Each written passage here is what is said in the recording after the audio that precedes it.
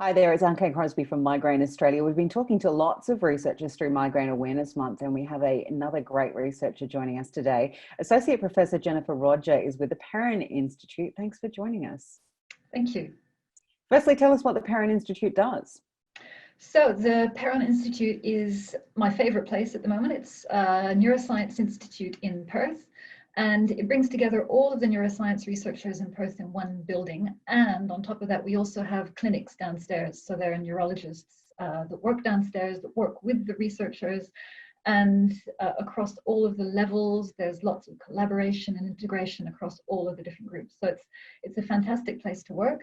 There are big teams that all, as I say, collaborate together, and they have their different areas of expertise. So there are people who work across a range of different neurological conditions. There are people who work on things like stroke and Parkinson's disease, epilepsy. Historically, the Institute is very strong on muscular dystrophy and neuromuscular disorders. So basically, there's a big range of neurological disorders across the whole Institute with a very strong clinical component to it. So the one area of research that we wanted to talk to you about was brain plasticity. You wanted to start by telling us what brain plasticity is? So brain plasticity is the remarkable ability of the brain to change, and it happens throughout life. So from the very moment, even before we're born in utero, the brain is developing and changing, and then when we're born, all of that outside information comes in and starts to modify the brain as well. As we learn language, as we go to school and learn things, the brain changes, and that continues throughout life. And the thing with brain plasticity is that sometimes it's a good thing, and the brain changes to acquire new knowledge and to remember things, but sometimes it can also be a bad thing. And that can happen, for example, after an injury or in neurological conditions when there might be something that goes a little bit wrong, and then the brain tries to adapt, it compensates for things, and it doesn't always go well. So things like persistent pain after injury can be due to brain plasticity. Memory loss, if brain plasticity isn't working quite correctly, you can have problems remembering things, or on the contrary, problems forgetting things, like in post-traumatic stress disorder. So it's really just the ability of the brain to change in response to events that happen outside. Absolutely. So most of the chatter around brain plasticity and migraine is about that spiraling kind of effect that you have with migraine, where you get worse and worse and worse, and our doctors don't really know why, which is why brain plasticity research is really quite interesting and exciting. Tell us how you research brain plasticity and how do you measure it? Well, there are a number of techniques that you can use, and I suppose the most simple one is even just looking at things like learning. So when you remember things, your brain is plastic and it stores those memories. So on a very simple level, you can just get people to learn things and repeat things and feedback to you on how it works. But we really want to know what happens inside the brain. It's not just the black box where you put things in and things come out. So in terms of looking at, for example, migraine, you can use techniques like brain stimulation, where you can stimulate the brain and measure how much the neurons respond, so how active they are. And then you can, for example, give a drug that you might think would help to prevent migraines or reduce pain or change something. And then you can measure brain plasticity a second time to see if you've actually managed to change the activity of the brain cells. And you can do that with brain stimulation, as I said. That's, for example, electrical or magnetic stimulation that induces electricity in the brain. But you can also even put people in things like MRI scanners or PET scanners, and that can show activity and function in the brain, which allows you to measure brain plasticity. I think one of the studies that I read from Europe about was doing exactly that. They were doing functional MRIs of migraine brains and figuring out that migraine brains actually work very differently. So what is your research showing around treatment for neurological conditions?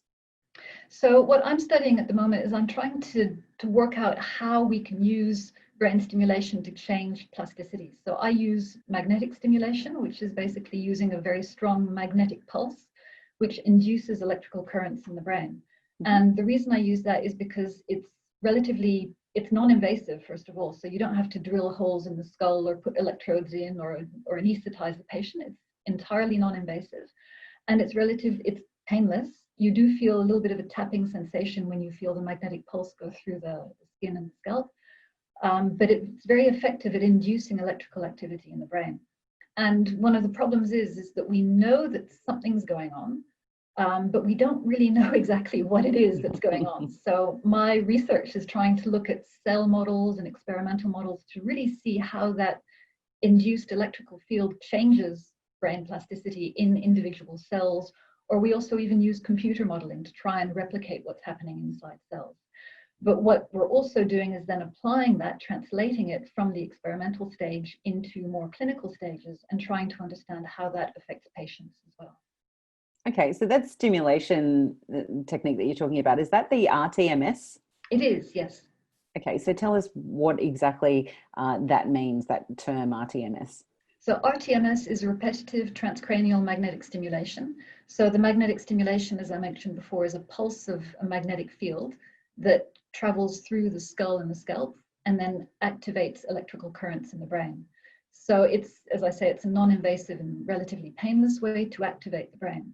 Mm-hmm. So that's the magnetic part. The transcranial, again, obviously it's transcranial, so it goes through the skull.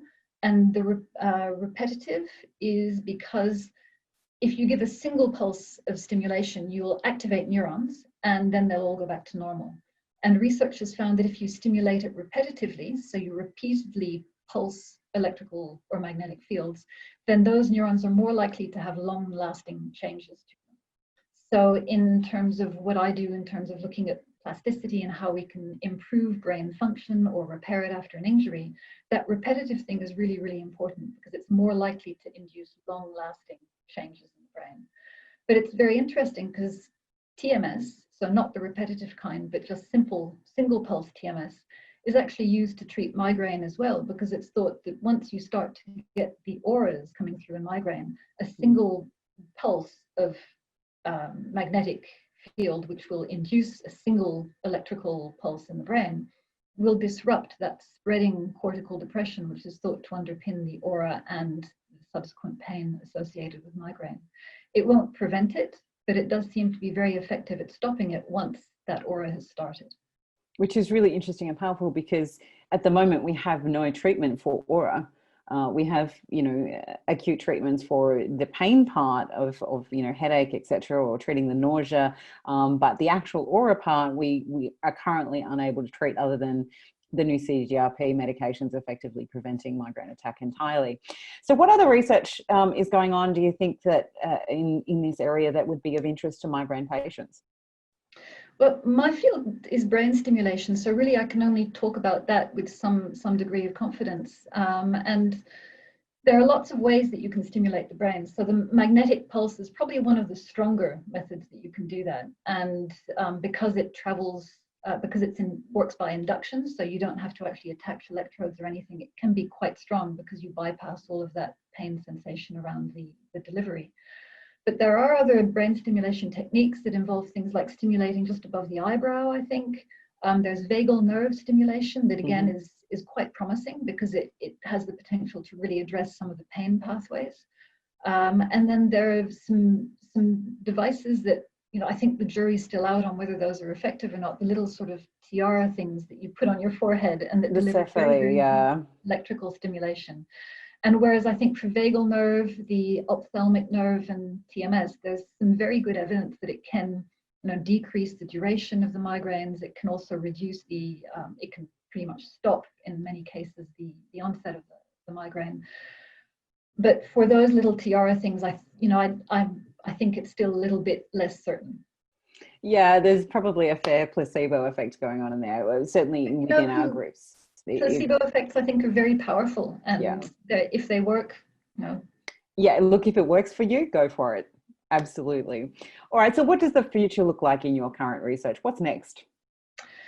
Well, there are a number of things that I'm really excited about. Since I joined the Perron Institute, this sort of very collaborative environment that I work in now, as well as the links with the neurologists on the ground floor in the clinics, it's really allowed me to start taking my research into patients and start to work on some of the treatments that we can develop. Maybe we won't be able to cure, conditions such as migraine. I'm working specifically on depression at the moment, but we hope that we can have some outcomes that will improve the quality of life so that people can still live with whatever disorder that they have, but live better. another thing that I'm really excited about at the Perron is that we've got a lot of infrastructure, a lot of equipment, some really great cutting edge tools that we can use to really advance the research. So it's world-class equipment that we've got. And as a basic researcher, that's really exciting to me to discover new knowledge about the brain that I hope will apply in a range of different areas. And finally, it's all about the people, really. So I have a lot of students that come in. I work also at UWA, so I get a lot of students that I can train up, scientists of the future and all of that. And also I work with a lot of international researchers who visit, who collaborate and build on the knowledge that we already have. It all sounds fantastic. Thank you so much for making the time, Dr. Rodger. Thanks so much for talking to me.